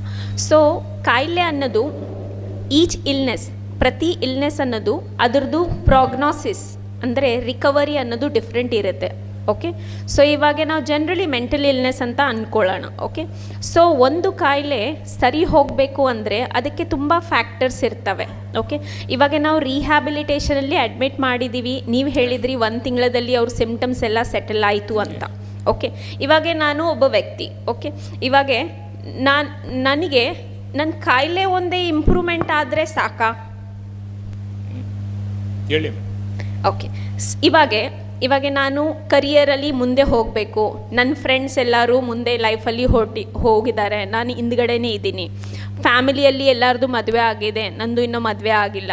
Okay, ಯಾರ ಜೊತೆಲಿ ನನಗೆ ಫೇಸ್ ಮಾಡೋಕ್ಕಾಗ್ತಾ ಇಲ್ಲ, ಯಾಕಂದರೆ ಎಲ್ಲರೂ ಕೇಳ್ತಾರೆ, ನೀನು ಏನು ಮಾಡ್ತಾ ಇದೆಯಾ, ನಿನ್ನ ಲೈಫಲ್ಲಿ ಮುಂದೆ ಏನು ಗೋಲು, ನೀನು ಹಿಂಗೇನೇ ಇರ್ತೀಯಾ? ಓಕೆ, ನನಗನ್ಸುತ್ತೆ ನಾನು ಎಲ್ಲೇ ಈ ಫಂಕ್ಷನ್ಸ್ಗೆ ಹೋಗಿರೋವಾಗೆ ಜನ ನನ್ನ ಬಗ್ಗೆನೇ ಮಾತಾಡ್ತಾರೆ, ನನ್ನ ಲೈಫಲ್ಲಿ ಏನೂ ಸಕ್ಸಸ್ ಆಗಿಲ್ಲ, ಅಚೀವ್ ಆಗಿಲ್ಲ ಅಂತ. ನನಗೆ ಯಾರ ಹತ್ರ ಮೀಟ್ ಆಗೋಕ್ಕೆ ಇಷ್ಟ ಇಲ್ಲ, ಮನೇಲೇ ಇರ್ತೀನಿ. ಓಕೆ, ಸೊ ಇವಾಗ ನಾವು ಕಾಯಿಲೆ ಸಿಮ್ಟಮ್ಸು ರೆಮಿಟ್ ಆಗಿದೆ ಅಂತ ಹೇಳ್ತಾ ಇದ್ದೀವಿ, ಆದರೆ ನಾವು ರಿಕವರಿ ಅಂತ ಮಾತಾಡ್ತೀವಲ್ವಾ, ಅವಾಗೆ ಈ ಎಲ್ಲ ವಿಷಯಗಳು ತುಂಬ ಇಂಪಾರ್ಟೆಂಟ್. ಇವಾಗ ನನ್ನ ಡಿಪ್ರೆಷನ್ ಇದೆ, ನಾನು ಡಿಪ್ರೆಷನ್ ಸಿಮ್ಟಮ್ ಮೆಡಿಕೇಷನ್ಸ್ ತೊಗೊಂಡಿದ್ದೀನಿ, ಕಾಯಿಲೆ ಸರಿ ಹೋಗಿದೆ. ಆದರೆ ನಾ ಈ 2-3 ವರ್ಷದಿಂದ ಡಿಪ್ರೆಷನ್ ಇರೋದ್ರಿಂದ ನನ್ನ ಕರಿಯರ್ ಹೆಂಗೆ ಡ್ಯಾಮೇಜ್ ಆಗಿದೆ, ನನ್ನ ಮ್ಯಾರೇಜ್ ಹೆಂಗೆ ಸ್ಪಾಯ್ಲ್ ಆಗಿದೆ, ನನ್ನದು ಸೋಷಲ್ ಸ್ಟೇಟಸ್ ಸೊಸೈಟಿಯಲ್ಲಿ ಇರೋದು ಹೆಂಗೆ ಅಫೆಕ್ಟ್ ಆಗಿದೆ, ಅದೂ ನನಗೆ ತುಂಬ ಡಿಸ್ಟರ್ಬ್ ಮಾಡುತ್ತೆ. ಸೊ ಅದಕ್ಕೋಸ್ಕರ ನಾವು ಯಾವಾಗ ರಿಕವರಿ ಅಂತ ಹೇಳ್ತೀವಲ್ಲ, ಈ ಎಲ್ಲ ವಿಷಯನ ಅಡ್ರೆಸ್ ಮಾಡೋದು ತುಂಬ ಇಂಪಾರ್ಟೆಂಟು. ಆವಾಗ ನಾವು ಹೇಳ್ತೀವಿ ಕಾಯಿಲೆನೂ ಇಂಪ್ರೂವ್ ಆಗ್ತಾ ಇದೆ, ನನ್ನ ಲೈಫ್ನೂ ನಾರ್ಮಲ್ ಆಗ್ತಾ ಇದೆ. ಸೊ ಇವಾಗ ಏನು ಚಾಲೆಂಜ್ ಬರುತ್ತೆ ಅಂದರೆ, ಆ್ಯಸ್ ಅ ಪ್ರೊಫೆಷ್ನಲ್ಸು ನಾವೇನು ಕೇಳ್ತೀವಿ, ಮೇಡಮ್ ನಮಗೆ ನಮ್ಮ ಮಗಳು ಸರಿ ಹೋದರೆ ಸಾಕು, ಅವ್ರು ಕೆಲಸ ಮಾಡೋದೇ ಬೇಡ, ಮದುವೆ ಆಗೋದೇ ಬೇಡ, ಏನು ಮಾಡಲಿಲ್ಲ ಅಂದರೆ ಮನೇಲಿದ್ದರೆ ನಾವು ಕೂರಿಸಿ ತಿನ್ನಿಸ್ತೀವಿ ಅವ್ರಿಗೆ. But that is not recovery. Recovery is all about getting back to your normal self. ಅದಕ್ಕೋಸ್ಕರ ಪದೇ ರಿಲ್ಯಾಪ್ಸಸ್ ಆಗುತ್ತೆ. ಯಾಕಂದರೆ ನಿಮ್ಮ ಮಗಳು ಡೆಫಿನೆಟ್ಲಿ ಹೇಳಿರ್ತಾರೆ, ನನ್ನ ಲೈಫಲ್ಲಿ ಏನೂ ಆಗ್ತಾ ಇಲ್ಲ, ನನ್ನ ಸಂತೋಷ ಇಲ್ಲ, ಯಾರೂ ನನಗೆ ಇಂಪಾರ್ಟೆನ್ಸ್ ಕೊಡಲ್ಲ, ಎಲ್ಲರದು ಮದುವೆ ಆಗಿದೆ, ಮಕ್ಕಳಿದ್ದಾರೆ, ಲೈಫಲ್ಲಿ ಸೆಟಲ್ ಆಗಿದ್ದಾರೆ, ನಾನು ಕರಿಯರಲ್ಲಿ ಏನು ಮಾಡ್ತಾ ಇಲ್ಲ. ಸೊ ಈ ಕೊರತೆಗಳು ಒಬ್ಬ ವ್ಯಕ್ತಿಗೆ ತುಂಬ ಡೌನ್ ತೊಗೊಂಡೋಗುತ್ತೆ. ಅದರಿಂದ ಏನಾಗುತ್ತೆ, ಮಾತ್ರೆ ಕೊಟ್ಟು ನಾವು ಸಿಂಪ್ಟಮ್ಸ್ ರೆಮಿಟ್ ಮಾಡ್ತೀವಿ. ಆದರೆ ಈ ಪ್ರಾಬ್ಲಮ್ಸಿಂದ ನಾವು ಒಂದು ಡಿಪ್ರೆಸಿವ್ ಕಾಗ್ನಿಷನ್ಸ್ನ ಎಷ್ಟು ಮಟ್ಟಿಗೆ ತೊಗೊಂಡೋಗ್ತೀವಿ ಅಂದರೆ ಅದರಿಂದ ನಮ್ಮ ಲೈಫೆಲ್ಲ ಅಫೆಕ್ಟ್ ಆಗ್ತಾ ಇದೆ. ಸೊ ಕಾಯಿಲೆ ಸರಿ ಮಾಡೋದು ಅಂದರೆ ಬರೀ ಸಿಂಪ್ಟಮ್ಸ್ನ ಟ್ರೀಟ್ ಮಾಡೋದಲ್ಲ. ನಾನು ಮೊದಲು ಹೇಗೆ ವ್ಯಕ್ತಿ ಇದೆ ಒಂದು 8 ವರ್ಷ ಮುಂಚೆ, ಆ ವ್ಯಕ್ತಿತ್ವಕ್ಕೆ ಹತ್ರ ಕರ್ಕೊಂಡೋಗೋದು ಒಂದು recovery. That is also part of the treatment. ಅದಕ್ಕೆ ನಾವು ರಿಹ್ಯಾಬಿಲಿಟೇಷನ್ ಅನ್ನೋದು ಮಾತಾಡೋದು.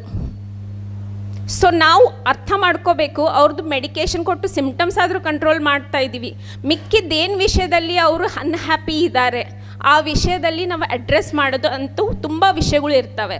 ಸೊ ಅದನ್ನು ನಾವು ಅಡ್ರೆಸ್ ಮಾಡ್ತಾ ಹೋದರೆ ಅವರು ರಿಕವರಿ ಅನ್ನೋದು ಫಾಸ್ಟ್ ಆಗುತ್ತೆ ಮತ್ತು ಅವ್ರ ಲೈಫಲ್ಲಿ ಒಂದು ಸಂತೋಷ ಇರುತ್ತೆ. ಅದರಿಂದ ಪದೇ ಪದೇ ಕಾಯಿಲೆಗಳು ಬರಲ್ಲ. ಸೊ ಇವಾಗ ನಾವು ಕಾಯಿಲೆ ರಿಲ್ಯಾಪ್ಸ್ ಆಯ್ತು ಅಂದರೆ ಒಂದು ಸ್ಟ್ರೆಸ್ಸು, ಒಂದು ಮಾತ್ರೆ ತಗೊಳ್ಳಿಲ್ಲ, ಇನ್ನೊಂದು ಹೆರಿಡಿಟ್ರಿ, ಫ್ಯಾಮಿಲಿಯಲ್ಲಿ ಯಾರಿಗಾದ್ರೂ ಈ ಥರ ತೊಂದರೆ ಇದ್ದರೆ ಬರುತ್ತೆ ಅಂತ. ಸೊ ಈ ಕಾಯಿಲೆನ ಟ್ರೀಟ್ ಮಾಡಿ ನಾವು ಮಿಕ್ಕಿದೆಲ್ಲ ವಿಷಯ ಅಡ್ರೆಸ್ ಮಾಡಿದರೆ ತಾನೇ ಅವರು ಲೈಫಲ್ಲಿ ಸಕ್ಸಸ್ಫುಲ್ ಆಗೋದು ಅಲ್ವಾ.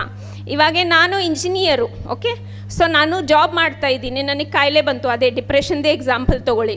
ನನ್ನ ತಾಯಿ ಇದ್ದೀನಿ, ನನಗೆ ಹಸ್ಬೆಂಡ್ ಇದ್ದಾರೆ, ಅತ್ತೆ ಮಾವ ಇದ್ದಾರೆ. ಕಾಯಿಲೆ ಬಂದ ತಕ್ಷಣ ನಾನೆಲ್ಲ ಬಿಟ್ಬಿಟ್ಟು ಮನೇಲಿ ಕೂತ್ಕೊಂಡ್ರೆ ನಾನು ಸರಿ ಇರ್ತೀನಾ? ಮೆಡಿಸಿನ್ ತೊಗೊಂಡ್ರೇನು ಮತ್ತೆ ನಾನು ಡಿಪ್ರೆಷನ್ಗೆ ಹೊರಟೋಗ್ಬಿಡ್ತೀನಲ್ವಾ. So it is not only important to treat the illness, it is important that we treat the issues because of the illness which has entered in the person's life. So it is very important that we address all these issues. That is where we all are lacking. ಮತ್ತು ಅದರಲ್ಲಿ ಚಾಲೆಂಜಸ್ನೂ ಇದೆ. ಇವಾಗ ನನಗೆ ಕಾಯಿಲೆ ಆಗಿಬಿಟ್ಟು 5 ವರ್ಷ ಆಗಿದೆ. ಈ 5 ವರ್ಷದಿಂದ ನನ್ನದ್ರಲ್ಲಿ ಟಾಕ್ಸಿಸಿಟಿ ಸೆಟ್ಟಿನ್ ಆಗಿದೆ. ಇವಾಗ ನಾವು ಕರಿಯರಲ್ಲಿ ಬ್ರೇಕ್ ತೊಗೊಳ್ತೀವಿ, ನಮಗೇನು ಕಾಯಿಲೆ ಇಲ್ಲ, 2 ವರ್ಷ ಬ್ರೇಕ್ ತೊಗೊಂಡ್ಮೇಲೆ 3ನೇ ವರ್ಷ ಕೆಲ್ಸಕ್ಕೆ ಹೋಗೋಕ್ಕೆ ನಮಗೆ 6 ತಿಂಗಳ ಕಷ್ಟ ಆಗುತ್ತೆ. ಆಗುತ್ತೋ ಇಲ್ವೋ ಎಲ್ಲರಿಗೂ? Definitely, right? ಅದೇ ಥರ ಈ ಕಾಯಿಲೆಯಿಂದ ಒಂದು 3-4 ವರ್ಷದಿಂದ ನಾನು ಕಾಯಿಲೆ ಸ್ಟೇಟಲ್ಲಿ ಇರೋದ್ರಿಂದ ನಂದು efficiency to think, efficiency to perform, efficiency of skills will also come down, right? And with medicines, with the illness as a challenges, it will even suppress down. So ಅದಕ್ಕೋಸ್ಕರ when you say recovery, ಕಾಯಿಲೆ symptoms ಜೊತೆಲಿ ಈ ಎಲ್ಲ ಏರಿಯಾಸ್ನು address ಮಾಡಿದರೆ ಆವಾಗ recovery ಅನ್ನೋದು ಚೆನ್ನಾಗಾಗತ್ತೆ. ಇದರಲ್ಲಿನೂ challenges ಬರುತ್ತೆ ನಿಮಗೆ ಆ್ಯಸ್ ಅ ಫ್ಯಾಮಿಲಿ ಆಗಿ, ಆ್ಯಸ್ ಅ ಪರ್ಸನ್ ಆಗಿ. ಸೊ ಆ ಚಾಲೆಂಜಸ್ನ ಅಡ್ರೆಸ್ ಮಾಡೋಕ್ಕೆ as a professionals we all are there, but you also should support the person to deal with all these problems. Then we can reach somewhere about process of rehabilitation for person to get back to their normal lives. Yeah, thank you. I think Dr. Sarupbai told about not to focus more on the illness per se, but yes, but also the issues. I mean, like, because I'm talking on behalf of families more than being from the panel side, because I know that, you know, families will have a lot of questions. You know, whatever we say, whatever we are doing, they'll definitely have a lot of questions and doubts, right? So I think the major question when we were doing in the past previous sessions, people were asking, like families were asking, what might be the major reasons when the client or their family's ward, they go to their home and they get relapse, right? In very after the rehabilitation center, I mean, when they're in rehab, they usually will be fine, and once they come to the home, they get relapse. Can any of the panelists want to address this? I mean, like, is there anything like express emotions or any other things that can be, you know, told to the family that they can understand more what might be the reason, might be the various reasons they may lead into relapse or readmissions, correct? Niven? Yeah, sure. Anyone in the family? You can pass on the mic. So, like, we want to know actually. So, for the illness to not relapse, One thing is medication should be continued, shouldn't be discontinued. That is one thing that is very clear. Other than that, what other things can be done that can help in preventing relapse? So that is something that is what we want to know.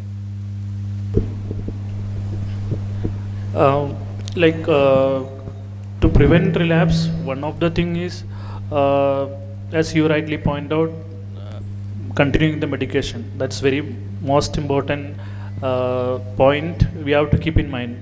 As a family member, as a mental health professionals, all are clear about that. Second thing, like when we talk about illness, like it is a kind of, I think earlier we conducted the family psychoeducation support group where we conducted an activity called magical chair. So it is a kind of magical chair. Like magical chair, when you come and sit there, there will be cure. But when you get up from the chair, that current illness will be cured, but there will be some other kind of illness can occur. So we cannot say that like after coming here, any treatment or any other things, it is completely cured. So we have to keep getting the support. Sometimes, if we want to maintain the relapse, maintaining the condition, we have to keep in touch with the team. So along with medication, follow-up also very important with the team. Maybe with the psychiatrists, maybe with the clinical psychologists and counselors and the case managers. That is also very important, because one advantage being in touch with the team, if any challenges, you will get some kind of clue. There are chances of relapse. So you can immediately report to the team so that you can get some guidance from the team members. Accordingly, you can take some action. Again, after doing that also, there will be chances of getting into the relapse. Again, we have to come back to the magical chair. That is the system, health system is available. We cannot deny that, we cannot even, I think maybe earlier I also was sharing some of my family members also here. We all experienced some kind of trauma when we had COVID situation, right? So when we got the COVID, some people got COVID, some people didn't get COVID, but it doesn't mean that after getting COVID also we cannot get again. We cannot say that it can get again also. So again, what we have to do, we have to seek help. We should not stop there. So we have to seek help again, and maybe it is a kind of recovery is a process. So it will not end for one day and all. So we have to keep getting support from the team. That is one aspect. And another thing, as a family members, we all are human beings. We are having the emotional things will be there. Like we called as some kind of express emotion. Maybe that will be one of the huge topic, but I'll just briefly tell you. So what do you mean by express emotion? When we talk about express emotion, there are two types. One is positive and one is negative. So positive is like unconditional support. So all of you are doing now. Because of that, you are here. Because you love your dear ones, so you want to support them. That has to be there. That is a positive expression from family's side. Second one, unconditional, like a positive regard. You have to have that positive regard to the client. But I would like to highlight that negative express emotion, that is called sometimes when we feel like the client is not doing good. So we will make some kind of a critical comment. We are criticizing them, why you are doing. Maybe because of our ignorance, we are telling that, we are scolding them. That is not going to help. Or criticizing, that is not going to a good thing when we deal with the residents. And another one is sometimes we have that hostility. Hostility means we are acting out. we are not thinking about their conditions. Sometimes we are thinking they are doing purposefully. So that is also affecting the client. When you take them back, you have to be you have to understand that this is part of his or her illness. So you should not act it out. Then third one is over involvement. So all the family members, they will have that kind of feeling that this person is having this problem, so I should do on behalf of them. So what all things when the person is here in the rehabilitation, they were doing independently. Once they go back, they are not doing independently because family member is doing everything on behalf of them. So there are a lot of over involvement from the family. So these are the things also please avoid, so that we can reduce the relapses and all. Anything you want?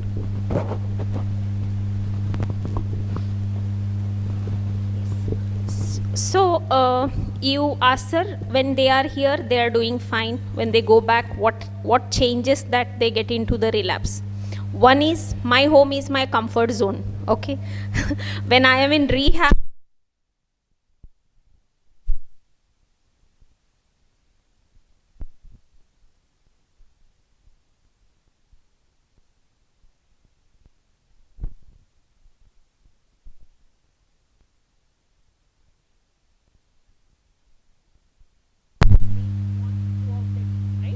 so at home, when they come, most of the times, most of the families say, itne din se rehab mein reh ke aaya, ishtu dinayinda rehab alli idane, ಒಂದು ವಾರ ಒಂದು 2 ತಿಂಗಳು ಆರಾಮಾಗಿರಲಿ, ಏನೇನು ಬೇಕೆಲ್ಲ ತಿನ್ನಲಿ, ಹೆಂಗಿರಬೇಕು ಹಂಗಿರಲಿ.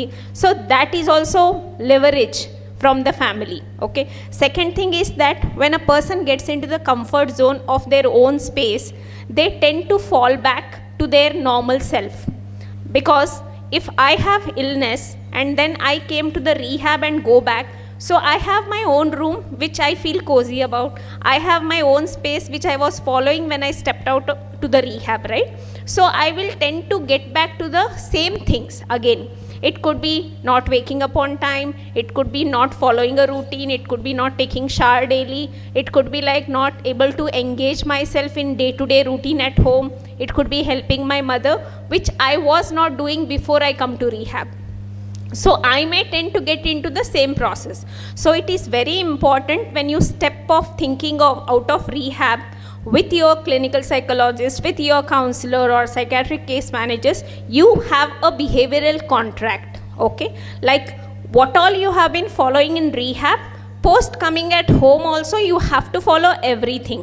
If there is any change, there are any issues, then we will get back to your team and discuss about that. If you set this behavioral contract with your loved one before you step out of the rehab, that will be a basis of rules where you are setting with the help of the professional with your loved one, and that helps you easily to monitor your loved one. We also discuss in behavioral contract, if you fail to do these things, what is the, as a family we are going to take a step forward, right? So in that way there is some fear, there is a rule, there is a accountability from your loved ones when that person is stepping back. And make a contract of she has to take medication or he has to take medication. If not, then you have to get back to your team to discuss further what is the best right way to do. Okay, so when you get into this is a small step, but it makes a lot of difference in what we are trying to help as a family to your loved one. Okay.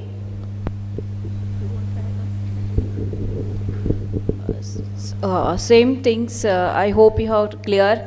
One is definitely compliance to the medication, and before they leave the rehab, usually we do one behavioral contract. In that we write what do's and don'ts. I will follow this is one of the first step which helps them to register in their mind that okay, I am obliged to follow these things. Ensure that whatever progress I have made, to maintain that what to do, will put all the things in behavioral contract collaboratively with their agreement. Yes, they will write down, I will follow my routine, I will take my medications, I will regularly go back to college or my office, I will follow my hobbies, I'll go for swimming. In case I fail to do any of the above things, I will come back to my team and discuss what to do. Again, if I am unable to fail, or I feel that I cannot, in spite of my effort, I am not able to do, I will volunteer for rehabilitation, hospitalization, or any help. This is as a first step.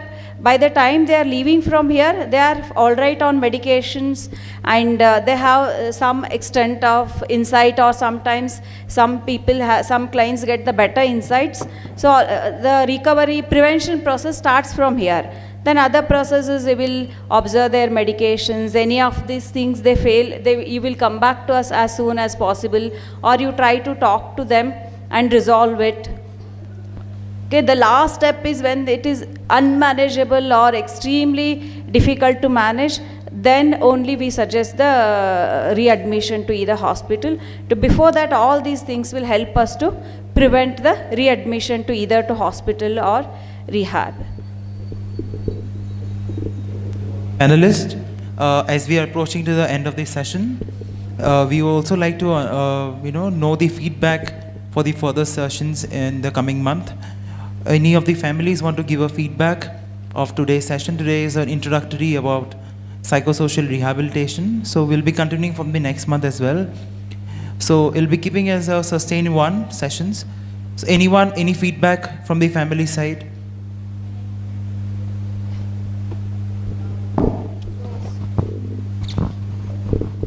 So, I've been through this journey for so long, from the time my son was born, that I kind of thought that I know everything. Because I've gone through rounds of psychiatrists and psychologists, he's been hospitalized so many times, I've been in the hospital with him. But then I really like this session because it kind of resonates with certain aspects that I continue to see with my son. I know I've probably been longer in this journey with Cadabams, but then I think it's good to have these sessions because it actually kind of helps me understand that there are still so many triggers that go on when I take my son home. So with my son, it's the LOA. He promises to come back here. It's been 10 years, but every time he will resist coming here. And I have to use strategies to bring him back, right? And I have learned over time, what works and what doesn't work. And I think keeping a very close contact with your case managers and kind of working a dual strategy between us and them actually helps you, because it's also about once he comes back, he's violent. So it's also like work out a strategy. And medication, I have some advice, which is, challenge your doctors as well. Because sometimes medications, the right combination is not working. Because this is not a science that is, it can be done. It's not like a one for all kind of science. There are combinations which works for one individual, it doesn't work for the next individual. Also, they develop a resistance to the drugs as well, right? So I think it's very important to also understand that there's a kind of titration and calibration of those medicines that need to take place. So I have challenged, I have been impossible to deal with sometimes because I keep asking and wanting to say that, can we try something else? Sometimes he'll gain a lot of weight and I'll like, can we use something else? And sometimes that helps because as much as we give the medicines, the brain is resisting to, follow that, right? The person's brain is trying to, make it out like you shouldn't take these medicines. So it's important for us to understand that sometimes certain combinations, because eventually the person wants to feel good. When they go into a depressive state, they don't want to take the medicine anymore. So, they should have something which helps them feel good about themselves, and then it will start working again. So it's a big, big journey. It's not something that gets fixed in one day or 1 month. And this relapse, every time there's a relapse, you will learn something and you will kind of come out of it a little better, I feel. And these sessions absolutely help. I think it's a good idea. So that's my feedback. Thank you.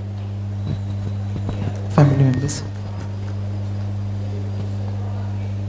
Are there success stories which have sustained? Are there success stories which have sustained? where the patients have gone back and have been in sort of normalcy for a longer time and have not come back. That's what I was sharing, that one That- of the yeah, things. that is one thing. There are recently, like we had like we selected some clients who like bright star, like who are doing good in the community. So we are appreciating. There are many people, but we selected those who are doing better way. So there are many examples are there. So recently when we had some function, I think, I don't know whether you were part of that. So we identify one person from this campus, and we have a de-addiction also. So they shared their own experience. Their family also came along with that. So there are many cases are there.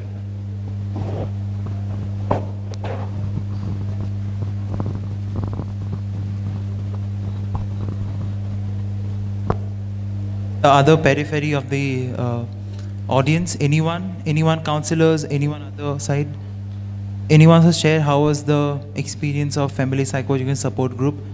And yes, also we have a feedback sheet. You can drop your in a written form, whatever you feel like. Any suggestions is always welcoming. So yeah, anyone else? I have a suggestion or question. Is there any scope for deploying them in some kind of a job or something? There may be some talented guys or, real talents, and the kind of problems now they are facing could be some incidental issues or latest based on the circumstances. You can very easily identify those cases and deploy them because in a restricted environment they are behaving good. Okay. When a liberalized environment, they are getting back the memories, and then they try to, because ultimately they want happiness. Okay. So for happiness, they might tend to do anything. So identify cases where they deserve to be deployed, and or give some suggestions or recommend some companies where they can be deployed, and so that the follow-up will be easy for the family. That is one thing I wanted to stress. Already you are doing a great job because you have in your rehab process you have done a lot of things. We know that, but because with your experience more than 30 years, I think you are running the institution for more than 30 years. So nothing much to add value to that thing, because with your experience only you are implementing so many schemes like cultural activities and other things. They have been, though not throughout the year engaged or on a daily basis engaged in some activity, you are doing something to keep them engaged. So whether we can explore such things, putting them on some people are physically fit, put them in their agricultural activities, and if some people are good in English, they can be allowed to speak, or cultural like dances and other things, that and all okay. So that is one suggestion I would like to bring it to this platform and see the feasibility of implementing. There are constraints, of course. Everybody knows that it's not an easy thing to manage with resources, available resources. Just a suggestion. Thank you for suggestion. Like as you rightly point out, this is a psychosocial rehabilitation center. We have our own set of schedule for the residents here, but at the same time, our most important goal is to go back. They can go back and live in their own community in a successful way. For that reason, we are also like looking for some partnership with the other stakeholders in the community as well. So we are also trying for that with the help of other stakeholders are involving in the care.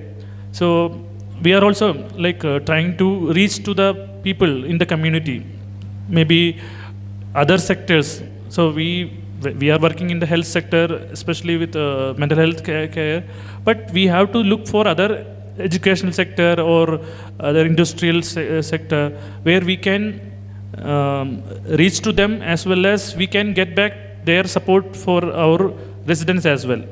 So we are working on that. Maybe in near future we will be looking into get more support from the community for supported employment for our own residents and supported education kind of things and all. That we are rather from this group only, maybe in further forthcoming sessions, because you are involved in this, we may come up with some supports or some supported employment. We look forward, sir.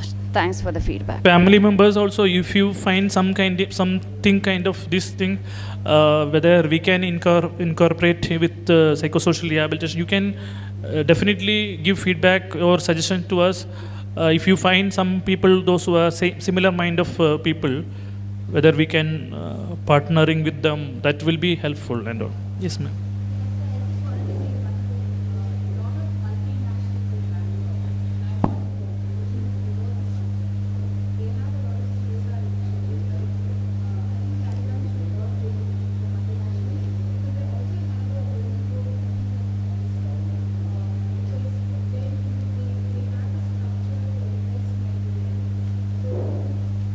Have one of our folks coming into that organization, you're actually going to get that support because it exists in the structure. It is part of a lot of multinationals who kind of do this.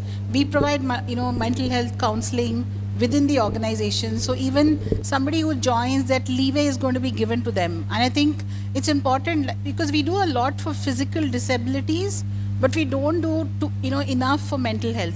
And I think if we can try and integrate our people back into society that way, give them something simple to do where they feel like they're part of a larger organization, it may actually help. And I'm happy to kind of go and talk to my organization about that, to see whether we can take steps in that direction. Because without rehabilitation, it's just going to fail every single time, right? And I'm happy to do that. I'll actually pick this up separately. Thank you, madam, for that point. Corporate social responsibility. So, as you rightly pointed, this corporate social responsibility is one of the area we can explore.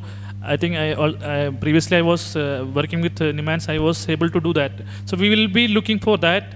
Maybe like CSR is sometimes they will be looking for other areas, maybe infrastructure development and all. Very rarely people are getting into mental health and all. So, okay, construction of hospitals, laying roads, etc.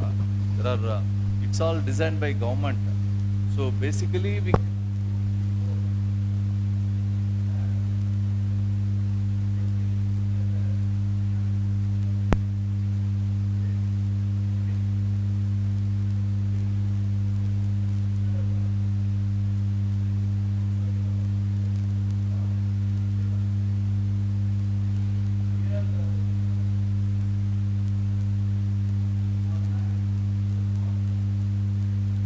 so what we are planning to do, like we are reaching to the people, like we are planning to do something for them, to reach to them, like do some kind of mental health related programs for them, so that they will get to know the importance of mental health. So maybe you can also guide us to keep in touch with you, so that we can work with that. Thank you. Yeah, we are also looking for some kind of industrial mental health program as a part of community program. We are looking for that. As Nibin said, we actually working on it. We are trying to, put transactionally, I mean, like how we can give a sort of a training, then put into a real life job positions that they can actually go. Because me being a mental health professional, I don't want like someone should look down upon them and like, oh, sort of giving us sympathizing and putting into a job. And I mean, like we all in an aligned way, we will not work like that because it comes with their own sort of limitations. I think we should think in a various way that how we can actually put into some sort of training and then putting into things and how they can understand better way. I completely agree, ma'am, what you said. I mean, like very functional clients are obviously there, but also we never know what challenges that we come up as a mental health professionals need to see on all the aspects. But definitely there is a huge scope, as you mentioned about CSR and all industry or and other facility that we can actually engage them with and actually put them and make much more functional in a not very non-protected environment, right? So yeah, definitely we actually, our team as working on it, like how to, you know, network with different MNCs or other corporate, and we can get some of the other ideas and first include them to understand what actually happens in the mental health field, because many people are not very sensitized about mental health and how they perceive mental health. We need to understand that as well. So anyways, I mean, like, hope for the future best and try to understand, I mean, like, how we can, you know, put our residents to forward and understand how, you know, things goes better.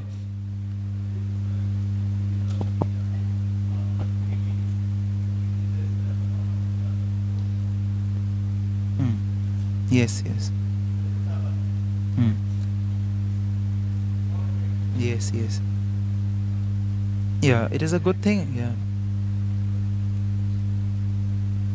Gradually, I mean, like, social media has a lot of impact. I mean, also it comes with its own flaws. People misunderstands media as well, like how they generalize how mental health is, or mental health, you know, who is suffering from mental illness or severe mental illness. So a lot of conception, misconception, myths, facts, all are, you know, acculturated. So we need to demarcate and see how we can actually put into a better way as a institution or as a mental health profession, because many in media people come up with not who is very trained, and they just, you know, overview about what is mental health, and they just come up with some sort of ideas. So we need to go through a process, you know. So anyways, we'll looking forward for, you know, next sessions, and we'll come up with much more ideas.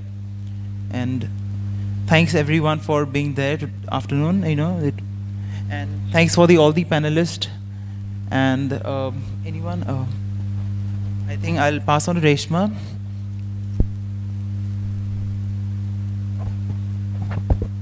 Thank you all for joining this family psychoeducation program. And first and foremost, the panelists we do have here, Dr. Surupa, Renuka ma'am, and Nibin sir. Thank you for your insights and to provide the insights and everything, educating the families here. And also moderator Mr. Jeetna, thank you so much to throw questions, that too from the family's point of sight that you have done. Thank you so much.